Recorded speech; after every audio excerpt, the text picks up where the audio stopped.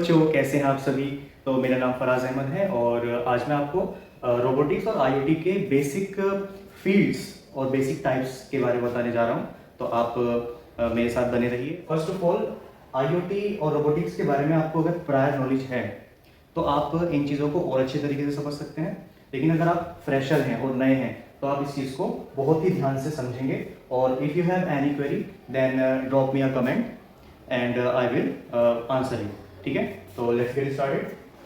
So first of all हम देखते हैं फील्ड्स, या आप कह सकते हैं इसको ऑफ रोबोटिक्स। तो बेसिकली रोबोटिक्स के जो फील्ड्स होते हैं वो तीन, या आप इनको ब्रांचेस भी कह सकते हैं।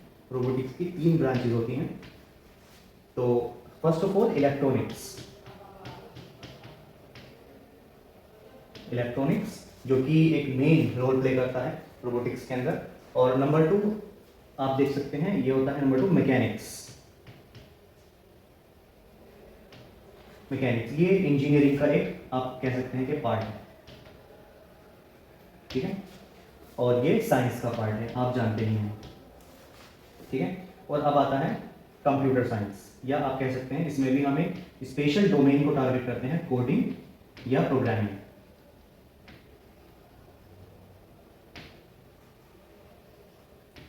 और ये होता है कंप्यूटर साइंस का part, computer science. So basically electronics में आप देख सकते हैं काफ़ी सारे सर्किट बोर्ड्स हमारे पास है, मदरबोर्ड जिनको बोला जाता है, और सेंसर्स जिनको आप जानते हैं अच्छी तरीके से। ये सभी इलेक्ट्रॉनिक्स के हार्डवेयर के पार्ट्स होते हैं। तो हम बेसिकली रोबोटिक्स के फर्स्ट जो कि इलेक्ट्रॉनिक्स है, इसके अंदर सेंसर किस तरह वर्क करते हैं, उनको एम्बेड किस तरीके से किया जाता है, सर्किट किस तरीके से बनाया जाता है। तो बेसिकली हम क्या करते हैं, ट्रांजिस्टर और सर्टेन टाइप ऑफ आईसी जैसे 555 आईसी, आईसी 4026, ठीक है। तो इन सभी आईसी पर हम कंप्लीट इसमें आप बहुत सारे प्रोजेक्ट देख सकते हैं, जैसे ट्रैफिक लाइट। और इवन अगर मैं बात करूँ 555 आईसी की, तो वो आईसी टाइम डिले को जनरेट कर सकती है। साइनेटिक कॉर्पोरेशन ने उसको इन्वेंट किया था। तो इसमें आप ट्रैफिक लाइट्स और टाइम के काफ़ी सारे इनपुट आउटपुट के काफ़ी सारे सर्किट्स बना सकते हो। इवन मेरे चैनल पर अगर आप जाएंगे तो वहाँ पर आप सर्वो मोटर के साथ में इंटरफेसिंग और ट्रैफिक लाइट्स और सम सर्टेन सेंसर्स को किस तरह इंटरेक्ट करा जाता है with the help of IC 555। तो आप वहाँ पर मेरे चैनल पर जाकर उसको देख सकते हैं। ठीक है, तो सेकेंडली मैकेनिक्स। अब हम किसी भी मॉडल को, जैसा भी कोई मॉडल है उसको फॉर्म करेंगे तो उसमें हमें इंजीनियरिंग यूज़ होगी, ऑब्वियसली इंजीनियरिंग यूज़ होती है।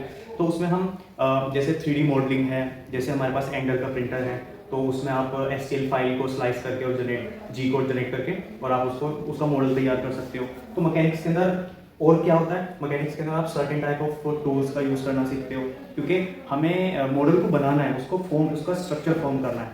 तो उसके लिए आपको मैकेनिक्स लगती है। तो हम सेकेंडली मैकेनिक्स का फील्ड हम देख सकते हैं। और कोडिंग और प्रोग्रामिंग, अब हमने मॉडल को भी बना लिया और उसके अंदर इलेक्ट्रॉनिक्स भी लगा दी, मीन्स सेंसर्स लगा दिए, माइक्रो कंट्रोलर्स लगा दिए। तो ये सारी चीज़ें हम लगा देते हैं तो हमें उसको इंस्ट्रक्शन देने की जरूरत पड़ती है। तो इंस्ट्रक्शन कैसे देंगे, वाया कोडिंग और प्रोग्रामिंग। तो ये कंप्यूटर साइंस का पार्ट होता है। ठीक है, तो ये तीनों चीज़ें आप देख सकते हैं, ये फील्ड्स ऑफ रोबोटिक्स कहलाते हैं। Fields of robotics. ठीक है, तो अब हम बात कर लेते हैं पार्ट्स ऑफ द रोबोटिक्स, या आप कह लीजिए कि आईओटी रोबोटिक्स में कितने टाइप के part, general type of parts use होते हैं। तो इसमें आप देख सकते हैं पार्ट्स ऑफ आईओटी या रोबोटिक्स। तो फर्स्ट ऑफ ऑल आप इसमें देख सकते हैं, नंबर 1 आपका आता है माइक्रो कंट्रोलर।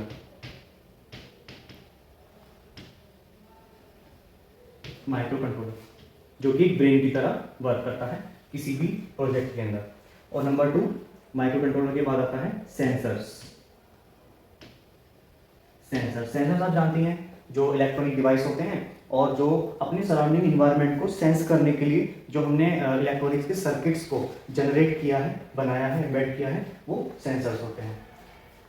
नंबर 3, अगर हम माइक्रो कंट्रोलर का थोड़ा एग्जांपल लें तो ये आप देख सकते हैं, जो आर्डिनो के अंदर आपको मिलता है 8 mega 328p, P for pico power. और आप रेस्पबेरी पाई के अंदर भी देख सकते हैं, रेस्पबेरी पाई 4 की अगर मैं बात करूँ तो उसके अंदर ARM Cortex A72 का यूज हुआ है, ये एक स्ट्रॉन्ग माइक्रो प्रोसेसर है। तो इन माइक्रो प्रोसेसर के अंदर जब हम अदर पेरिफेरल्स लगा देते हैं तो वो बनता है माइक्रो कंट्रोलर। ये बात ध्यान देने की है कि माइक्रो कंट्रोलर और माइक्रो प्रोसेसर में क्या डिफरेंस है।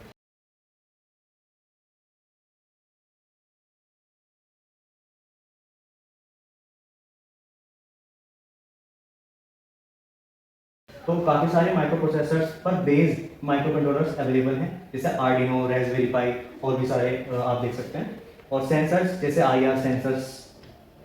IR सेंसर और आपका अल्ट्रासोनिक सेंसर, बहुत ही यूज होने वाला डिस्टेंस मेजरमेंट के अंदर, ठीक है। और बहुत सारे सेंसर्स होते हैं। नंबर 3, इफेक्टर्स या इफेक्चुएटर्स भी इनको कभी कभी बोला जाता है। इफेक्टर्स वो होते हैं, अब हमने ब्रेन भी लगा दिया, उसके सेंसर्स भी लगा दिए, जैसे ह्यूमन बॉडी के अंदर होते हैं, जैसे आइज है, नोज है, वो सराउंडिंग इन्वायरमेंट को सेंस करके ब्रेन तक पहुंचाते हैं। तो इसी तरह माइक्रो कंट्रोलर एक ब्रेन हुआ और सेंसर उसको डेटा इनपुट कराने की जो इलेक्ट्रॉनिक डिवाइस है वो सेंसर होते हैं। अब इफेक्टर्स क्या होते हैं? अब हमें कुछ इफेक्ट करना है, सराउंडिंग इन्वायरमेंट पर इफेक्ट करना है, जैसे मोटर के अंदर हम ड्रिल मशीन लगा दें और बहुत सारी चीज़ आप लगा सकते हैं। तो इसमें आप इफेक्टर्स के अंदर काफ़ी सारे इंस्ट्रूमेंट जैसे ग्रिपर, सर्वो मोटर्स और ये सारी चीज़ें आप देख सकते हैं बहुत ईजीली, ठीक है। जैसे मैं बात करूँ ड्रोन, तो ड्रोन के अंदर जो हमने प्रोपेलर्स लगाए हैं, विंग्स लगाए हैं, वो उसके इफेक्टर्स हो जाएंगे क्योंकि वो ड्रोन को मूव कराने के लिए यूज़ हो रहे हैं। जैसे आपने एक रोबोटिक कार बनाई या आपने एक रोवर बनाया, जैसे मार्स पर और मून पर हम मिशन भेजते हैं, तो उसमें जो व्हील्स हैं उसके वो एक स्पेशली डिजाइन व्हील्स होते हैं, तो वो इफेक्टर्स की कैटेगरी में आते हैं, ठीक है। चलिए, तो नंबर 4 हमारा आता है ऑब्वियसली प्रोग्रामिंग और कोडिंग।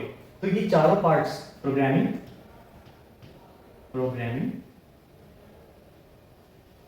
या इसको कोडिंग भी बोला जाता है, ठीक है। जैसे पाइथन, C++, सी लैंग्वेज, तो ये माइक्रो कंट्रोलर जो इंस्ट्रक्शंस लेगा, जो आप कमांड्स उसको दोगे, जो इवन सीक्वेंशियल जो कमांड्स उसकी होंगी 1 by 1, तो ये प्रोग्रामिंग के थ्रू आप इस माइक्रो कंट्रोलर को बता सकते हो कि सेंसर के साथ में कब कब इंटरेक्ट करना है और इफेक्टर से क्या क्या करवाना है। तो इस तरीके से आप प्रोग्रामिंग में लिख सकते हो, ठीक है। So that is all for today from my side. Thank you so much for watching this video.